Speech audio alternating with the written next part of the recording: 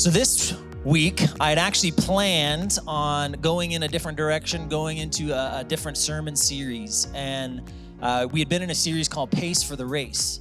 And as I was praying, as I was starting to go into a new message and whatnot, God just kept like making it not work.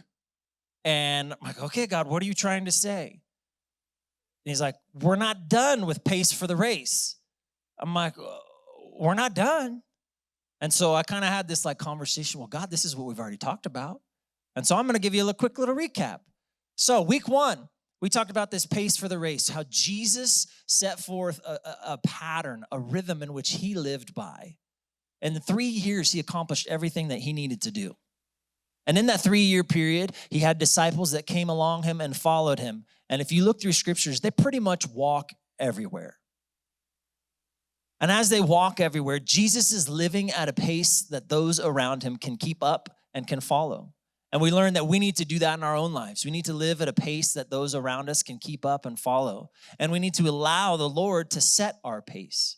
And we also need to remember that life is a marathon, not a sprint. Well, in the second week, we talked about having a firm foundation. We talked about the story where this guy builds a house on the sand and a guy builds a house on the rock. And when the storm came, the house built on the sand is destroyed, but the house built on the rock, that foundation, that firm foundation, it's still standing. And we learned that how when we are living our life, we need to build our house on the rock. And then in week 3, we talked about when Jesus, he comes alongside somebody and he is saying, come, follow me, all those who are weary and heavy burdened, and I will give you rest. And he's basically saying, hey, come with me. You're not meant to do this alone. In fact, you're carrying a load that's far too heavy for you to carry. And I want to come alongside you. And if you come alongside me, you will find rest. So today, as we jump into this next section, I just want to let you know that God has a word for somebody in here today, because he stopped me in what I was doing this week and said, no, there's some people who need to hear this. When you're in a pace, when you're in a race, you know what happens sometimes? We fall down. We fall down. But we got to learn to get back up. So today we're going to talk about how we get back up. Did you know that even the most experienced runners in the world, whether they're sprinters, they're marathon runners, there are different types of runners out there, that they can trip, that they can fall, that objects may get in their way and they stumble? In our lives, sometimes that happens. Things come our way, it knocks us down, but we have a choice to make on whether we get back up or not. My first point to you today is this: falling down is going to happen in life. Now, I know what you're saying. That doesn't sound very hopeful. Like, I'm going to fall down? Like, I'm going to trip? I'm going to stumble? Yes. I'm sure you can all attest to this in your own life, that you have screwed up before, that you have made mistakes, that you have tripped, that you have fallen, and things have happened in your life. Let's see what the scriptures say about this. Proverbs 24:16. The godly may trip 7 times, but they will get up again. But one disaster is enough to overthrow the wicked. Let's break it down a little bit. That word godly in Hebrew, it means the righteous or the just. If you have Jesus in your life, if you would say that you were a follower of Christ, then you would be considered godly, righteous, and just. But even the godly, the righteous, the just fall. The word fall, it simply means to be cast down or to fail. When we look throughout the Bible, there's lots of stories about lots of Bible characters in there. And you know, in Sunday school, we don't always teach on all the things that, like, hey, this person, they were a hero of faith, but we haven't necessarily looked at like how bad they screwed up before. Sometimes we as adults, we do that too. We look at the Bible and we'd be like, yeah, look at that Bible character. Look at that Bible. Look how much faith they had. Look at this and that. And we forget that there was a story that got them there. Let me just recap a few of these characters. Abraham and Sarah, okay? Abraham and Sarah in the Old Testament, God had already told them, I am going to bless you. I am going to increase your number. You are going to have a legacy that comes after you. But then they're sitting there and they're like, we don't have any children. God, where are you in this? And so eventually they take it into their own hands and they weren't able to have children. So they went and Sarah says, hey, I want you to take my maid to be your wife and I have a child through her. That wasn't God's plan.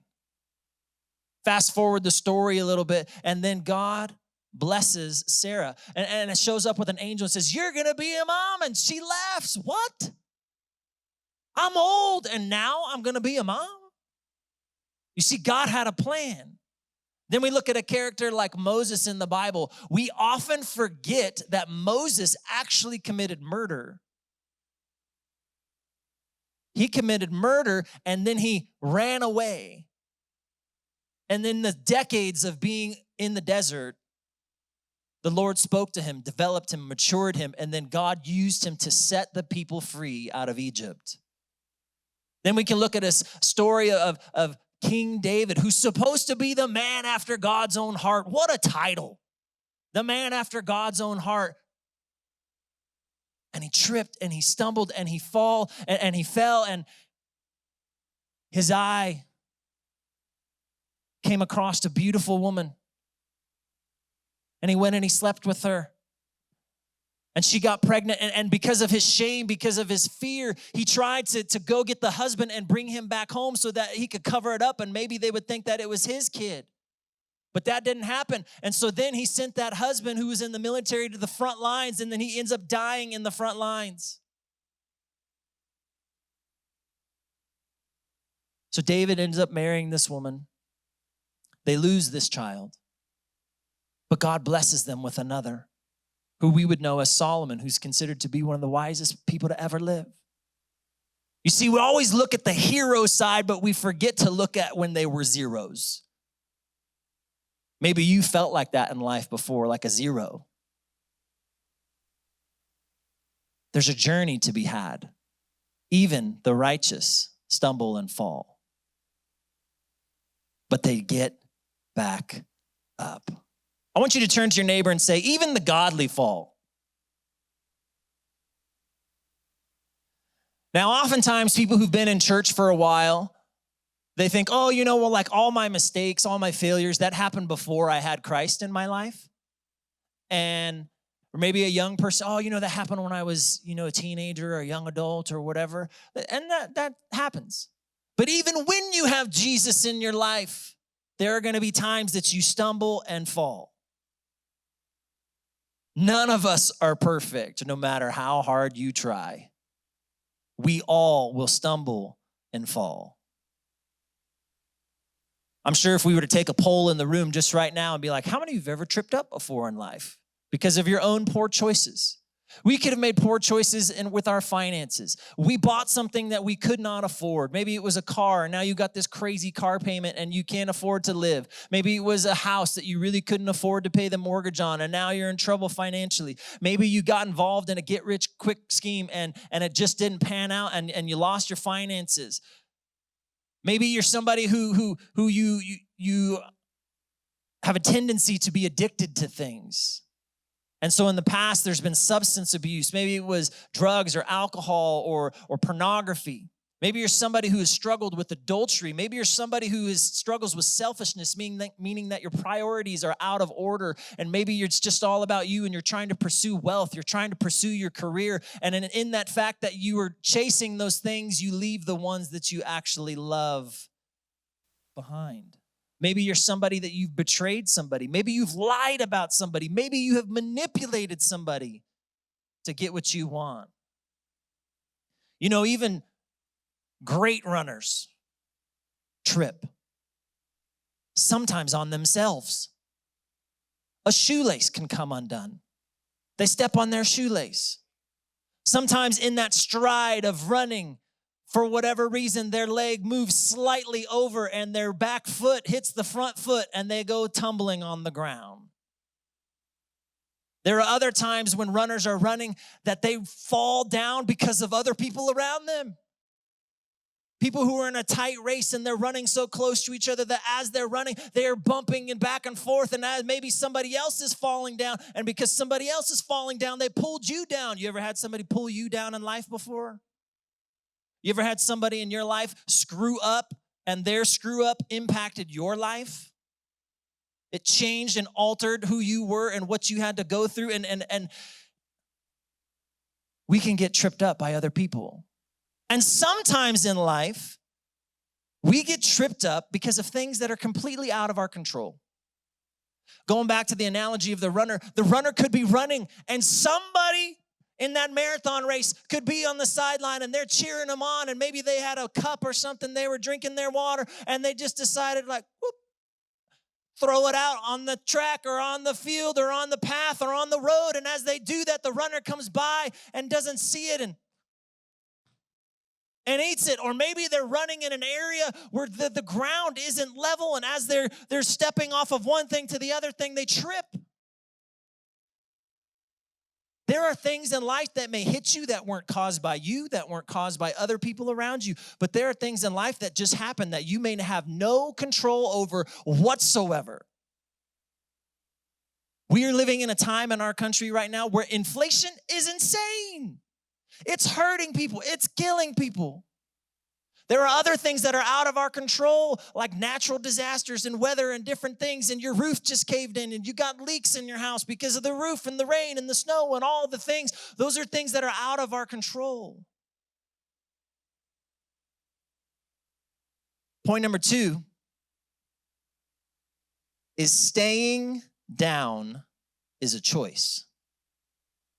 Staying down is a choice. Now, you may tripped up on your own. The other people around you tripped you up. You tripped because of life circumstances, but staying down, that's your choice.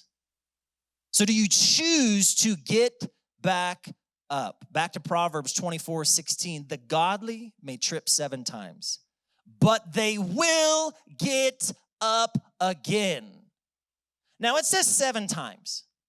Now, I don't want you to get too literal in that number 7 there. All right? Nobody is with their checklist in your life and being like, you got one more try. You screw up again, you're out.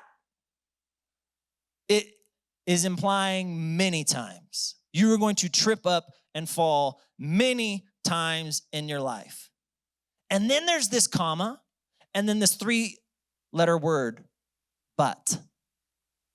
But they will get up again. Now that phrase, get up, in Hebrew, this is what it means. It means to rise up. It means to stand up. It means to continue. So if you have ever fallen in life, you were supposed to stand up. You were supposed to rise up, and you were supposed to continue on the path that God has put you on. Staying down is a choice. So what choice are you making? Too many of us stop living when we fall down. We're ashamed, we're embarrassed, this or that. We have these feelings, and so we just stay down or we just quit entirely. Too many of us, we put a period at the end of the sentence after our screw up. Can I tell you one of the things that we get wrong a lot in life is we put a period at the end of the sentence saying, nope, it's done. This is how it has to be. And God is saying, let's make that a comma. Don't put a period where God put a comma because he's not done yet.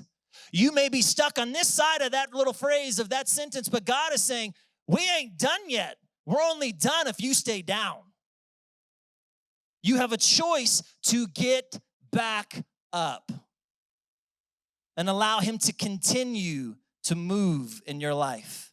You may have thought that you were ruined, and God is saying, I'm here to help you recover. Everybody stumbles. Everybody falls.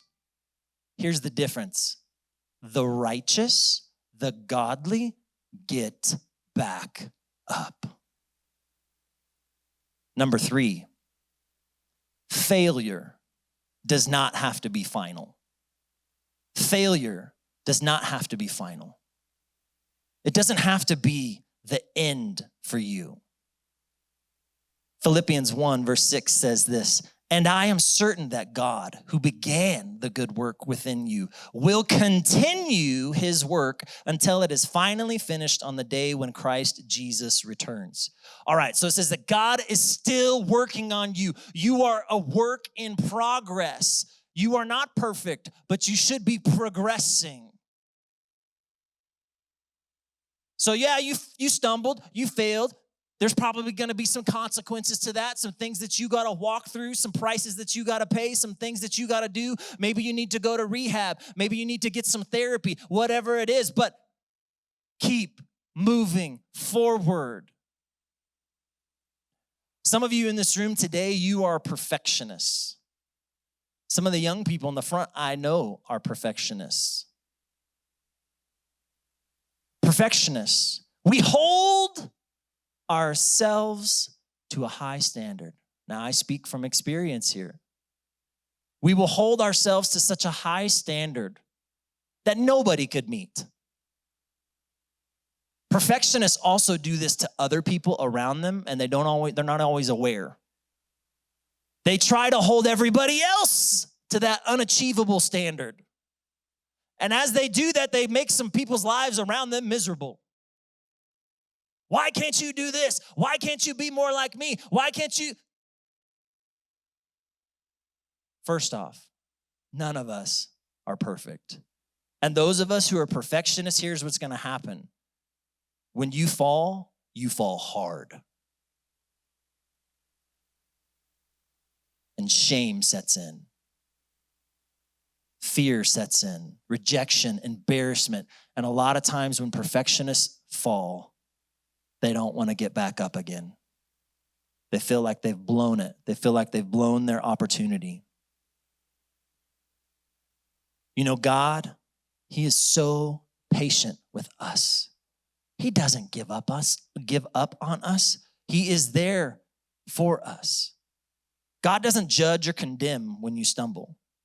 It's only when you don't get up. God is saying, it's time to rise up. It's time to stand up. It's time to get back up.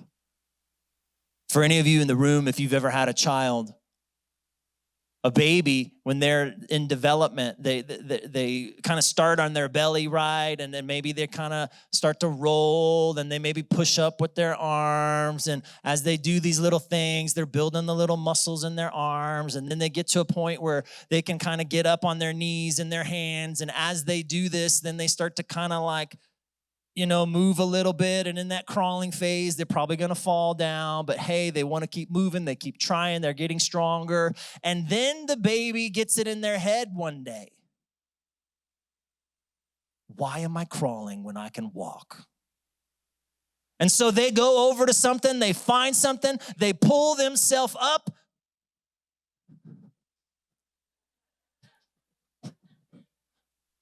And maybe they're holding on for dear life and in that whole process, their legs are building strength. They're gaining balance. They're learning what to do. And as they continue to go through this, then one day they get it in their head, I'm going to let go.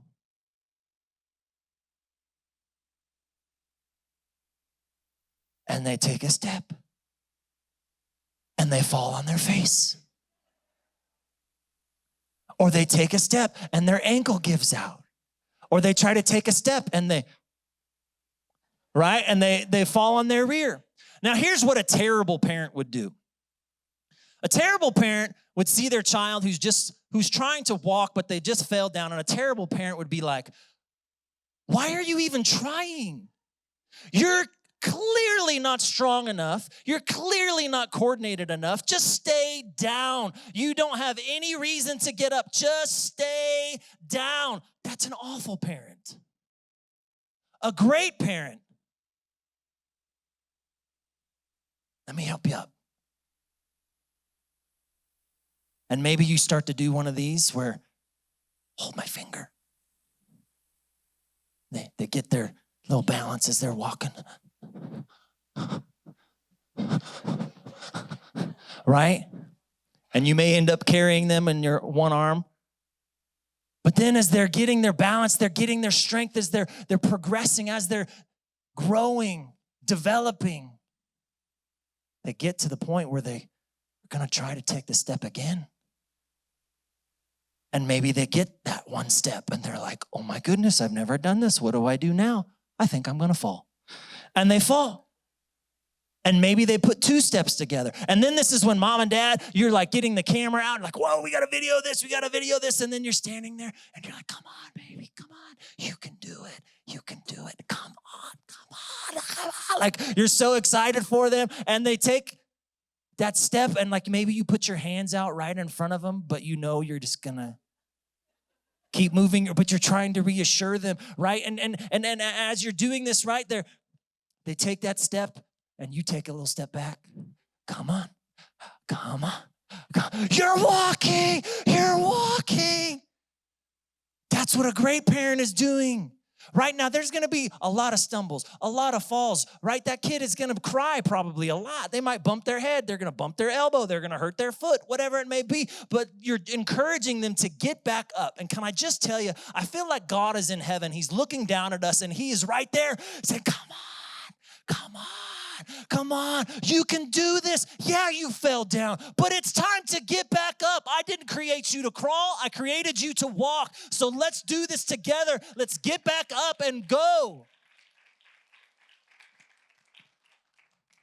Falling down and getting back up strengthens us to take the next steps in life. Don't get stuck in discouragement. I tried so hard and I messed up. God's saying, don't give up. Let's go at it again. And by the way, as we go at this again, don't take your eyes off of me this time. Let's do it together. There's a quick story in the Bible where Peter, he's on this boat and Jesus is walking on the water. I know this is crazy. He's walking on the water. And Peter says, Jesus, if it's really you, call me out on the water. Come on. He takes a step. Peter, a regular human being, is walking on water, but then the waves and the wind and all the things, and he's looking around. Whoa, Jesus! Jesus reaches out and grabs him. Why didn't you have faith in me? Can I just tell you, he's watching you. He's watching you. He's there for you. He's calling you to get back up. Now, I mentioned the name Peter. There are certain Bible characters in the Bible that probably resonate with you. Simon Peter is a character that I love. Here's why. He's such a screw up. I mean, maybe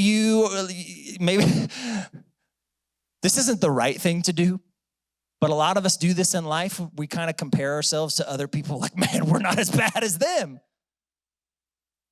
But Simon Peter, I look at him and I'm like, all right, here's the story of Simon Peter. He was a fisherman. Jesus came by, said, come follow me. He gives up his business and he goes. Simon Peter is very passionate. He's very energetic, but he also has this ability to put his foot in his mouth, right? And he screws up and he says things that he shouldn't say, and it's the inappropriate time to do this or that. And I mean, it kind of gets bad, but Jesus is also with Peter, and Jesus is showing him these miracles, showing him how to live, showing him how to pray, giving him these experiences, and he's growing in his faith, but yet Peter still keeps screwing up along the way, and God doesn't kick him out yet. He's still doing this journey with him. And then as it gets close to the time where Jesus is going and he knows he's going to be crucified, he brings the disciples in and he talks to the disciples and said, hey, I'm going.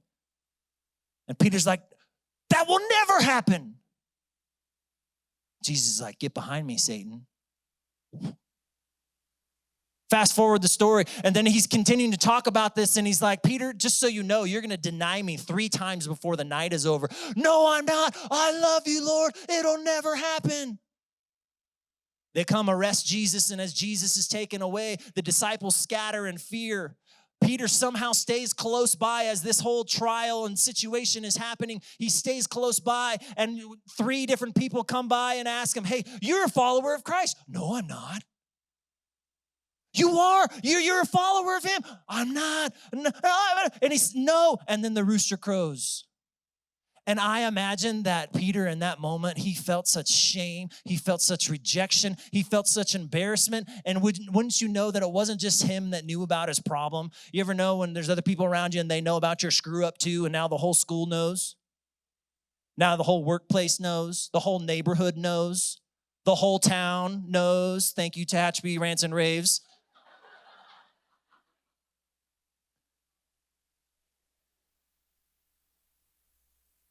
And you don't know what to do after that. And so Peter, he's on the ground. He's down for the count. He doesn't want to get back up.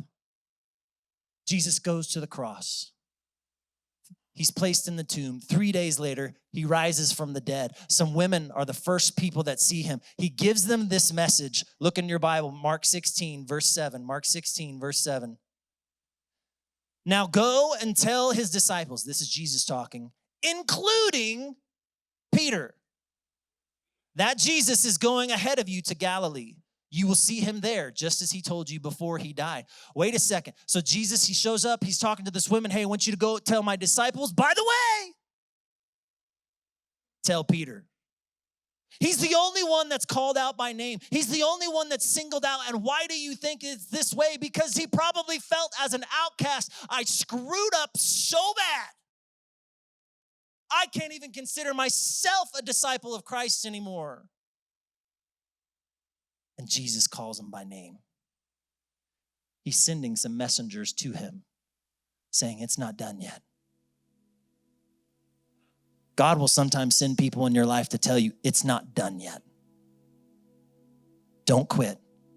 Don't give up. Fast forward the story. Jesus shows up to the disciples. He tells them, go to Jerusalem. I want you to wait. I have this incredible thing called the Holy Spirit that I'm going to give to you. The disciples go, and there's these other followers that are there. There's about 120 of them in this room, and they are praying and seeking the Lord. And what looks like fire from heaven shows up, and it like tongues resting of fire on their head. And this is a miraculous thing. People are seeing it in the community around them. And then these people begin speaking in unknown languages, and the other people who are in the community are looking at them going, how are they talking in these languages? They don't even know these languages, and I know this language just from my country or my nation or my region that I'm from. And so people are stirring up about this. The disciples end up coming outside, and now some of the crowd is like, that didn't really happen. Some of these guys are drunk. They don't know what they're doing. And look who shows up. Acts chapter 2, verse 14. Then Peter stepped forward with the 11 other apostles, and shouted to the crowd, listen carefully, all of you fellow Jews and residents of Jerusalem. Make no mistake about this. And then he goes on to deliver this incredible sermon. And the Bible tells us that thousands of people gave their heart to Jesus that day. Here's what I want you to understand. The person who denied Christ 3 times is now declaring it at the top of their lungs. The scripture says that he shouts it out. Do not quit. Do not put a period where God is putting a comma. He will use the biggest screw-ups of your life, the biggest mess-ups of your life, and turn it into a message. He will use the trials, the tragedies, the temptations that you have succumbed to, and he will use it and he will turn it into triumph. He will use it and turn it into testimonies to help other people. God isn't through yet. It's time to get back up. If your life is a story written down, oftentimes when we fall, we think the story's done right there. Well, that's the end of that story.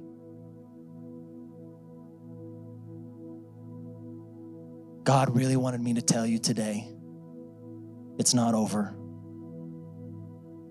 Turn the page. Let the new chapter begin. For my young people in here, there's going to be moments in your life where you screw up. For everybody else, you've already screwed up. And you know. And you're probably going to screw up again. But don't let it be the end of the story. Keep looking to the Lord. Keep allowing him to walk with you. Keep hearing him say your name and calling it out, saying, I'm not done with you yet. I'm not done with you yet. There's more to happen. Don't disqualify yourself. because he hasn't. There's more. There's more to come. I don't stand here today as somebody who's perfect. I stand here today as a screw up, as a failure. There's been times in my life that as a man, I have screwed up. There's been times in my life that as a husband, I've screwed up. There's been times in my life as a dad that I've screwed up. There's been times in my life when I didn't trust God and I did it my own way. There's been times in my life as a pastor that I probably didn't handle a situation the right way, and I may have hurt somebody. I have screwed up. But here's what I know. The story's not finished. The failure doesn't have to be final. And that God continues to say, get back up, get back up, get back up, get back up. If you want to have pace for the race, you need to get back up when you fall down, because the race isn't over. It's not finished. He's not finished with you.